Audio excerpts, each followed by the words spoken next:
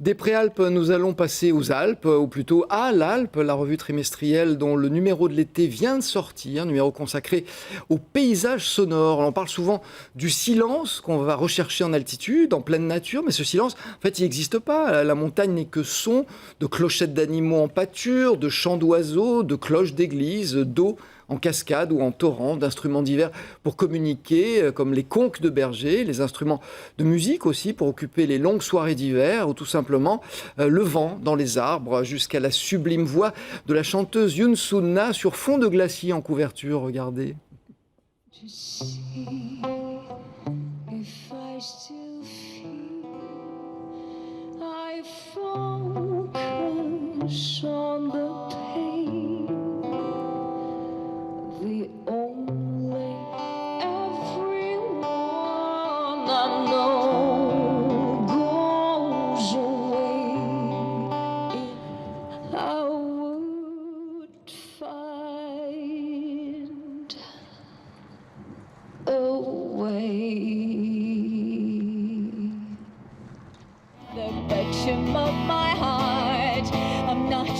Voilà, c'était Yoon Sun-na au Cosmos Festival de Chamonix. C'était un cadeau pour notre invité Pascal Cobert, rédacteur en chef de l'Alpe. Bonjour, merci. Bonjour. J'espère que ça vous fait plaisir. Ah oui, ça me fait d'autant plus plaisir que je suis secrètement amoureux de Yoon depuis quelques années, que je suis très content de l'avoir mis à la une de ce numéro, alors qu'évidemment, jeune chanteuse coréenne qui a passé une partie de sa vie en France, de musicienne, il n'y avait pas de raison qu'elle se retrouve à la une de l'Alpe. Et pourtant, grâce à André Manoukian et à son festival Cosmo Jazz, qui se déroule donc dans le massif du Mont-Blanc, on a réussi effectivement à mettre Yoon en couverture avec une photo d'une... Alors c'est pas tout à fait un secret que vous êtes amoureux d'elle, hein, c'est un secret de Polichinelle. Pour vous, on le savait. Et c'était pas public jusqu'à présent. Elle est effectivement en couverture de l'Alpe consacrée donc aux paysages sonores. C'est vrai que c'est un drôle de titre, on se dit mais qu'est-ce qu'il va y avoir là-dedans ? Comme toujours, c'est passionnant. Pourquoi vous êtes intéressé à ce... En fait, c'est un mythe, le silence en montagne. Le silence en montagne est totalement un mythe. Il y a un étagement du son dans la montagne qui correspond effectivement, pareil, à l'étagement de la végétation, avec le bruit de la montagne habitée, rurale, très rurale. Le bruit éventuellement des équipements sportifs d'ailleurs aussi, les remontées mécaniques. Oui, c'est pas le plus agréable d'ailleurs. C'est pas le plus agréable. Et puis plus on monte et plus le silence commence à s'installer, mais jusqu'à n'être jamais complètement du silence, puisque même tout en haut, à 4000 mètres d'altitude, il y a toujours ce crissement de la neige dans laquelle on marche et qui fait qu'il y a malgré tout un tout petit bruit qui reste dans le paysage. Alors d'ailleurs, dans ce numéro de l'été de l'Alpe, vous avez rencontré Michel Serres, qui vous a accordé un entretien, et lui aussi parle du crissement des glaciers. Alors, il dit qu'en montagne, il y a le grésillement de la neige, quelques cris d'oiseaux, le battement de son propre cœur, et c'est dans les glaciers du Canada qu'il parle de musique. Oui, c'est sur les glaces qui... Alors, je connais ce paysage, c'est les glaces du Saint-Laurent au moment de la débâcle des glaces qui enserrent le Saint-Laurent pendant l'hiver, et à un moment, tout ça roule et se délite. Et effectivement, ça fait un bruit tout à fait particulier dont Michel Serres nous dit qu'il ressemble un peu au cri d'une femme, mais on ne sait pas si ce sont des cris de douleur ou des cris de plaisir. Oui, voilà, toute l'ambiguïté de la chose. Un petit mot quand même sur cet entretien, c'est vrai que c'est un personnage extraordinaire.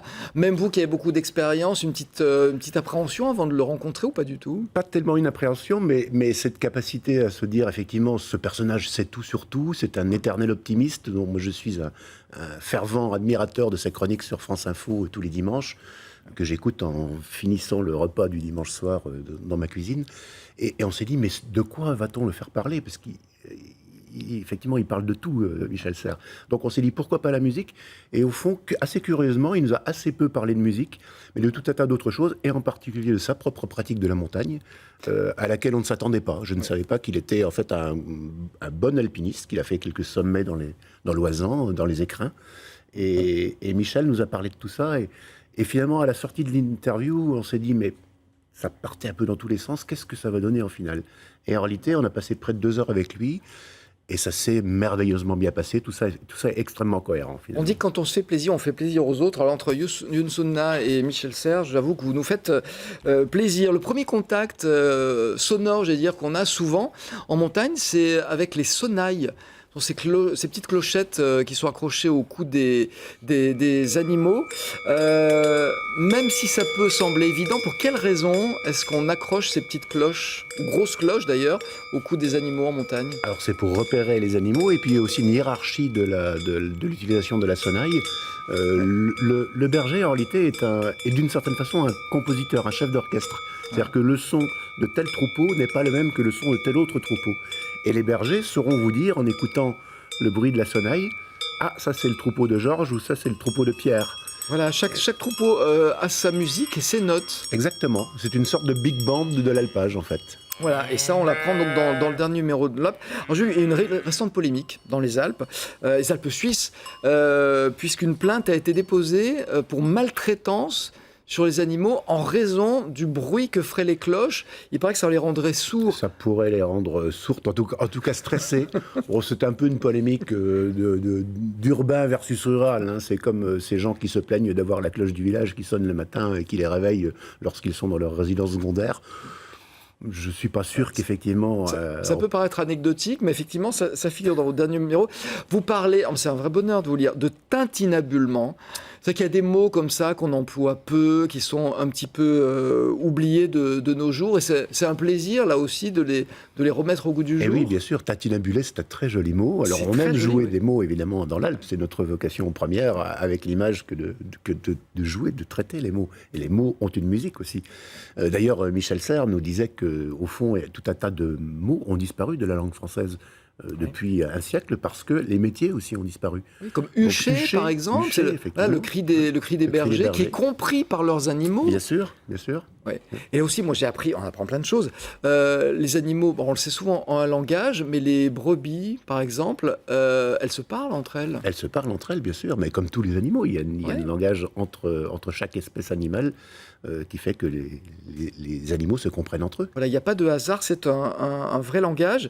Alors dans ce paysage sonore, il y a bien évidemment la musique, on ne peut pas passer à côté, bien évidemment, avec des instruments typiques des Alpes, comme par exemple le corps des Alpes. On va en écouter quelques notes.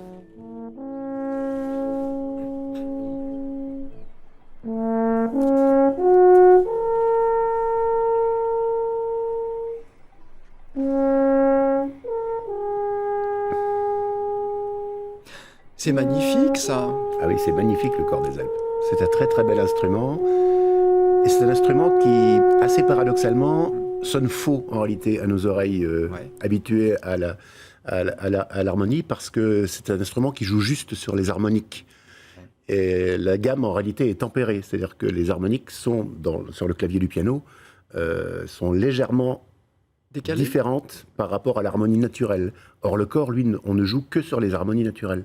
Les harmoniques naturelles. Et donc, notre oreille n'est pas habituée. Et donc, notre oreille n'est pas habituée à ça, et le corps ne peut pas jouer facilement avec d'autres instruments. Donc, c'est ça qui est intéressant. Au fond, ces gens comme Eliana Bourki, qui est une jeune musicienne suisse qui joue du corps et qui fait du funk avec du corps des Alpes, elle a réussi à trouver ce système qui lui permet, à elle, de jouer avec d'autres instruments. C'est très, très étonnant. Ouais. Alors on pourrait parler aussi des compositeurs des Alpes, je ne citerai que Berlioz et Messiaen par exemple, dont vous parlez là-dedans. Alors c'est d'une richesse et d'un intérêt absolu, mais c'est pour ça qu'on vous invite à des revues comme ça, il n'y en a pas 36, si on veut se cultiver, si on veut apprendre des choses, et puis s'émerveiller, et voilà, la surprise, je trouve que c'est une jolie définition pour votre magazine. Donc il vient de sortir, la revue, l'Alpe trimestrielle, on vous attend pour la prochaine. Eh bien j'espère, ça va avec grand plaisir.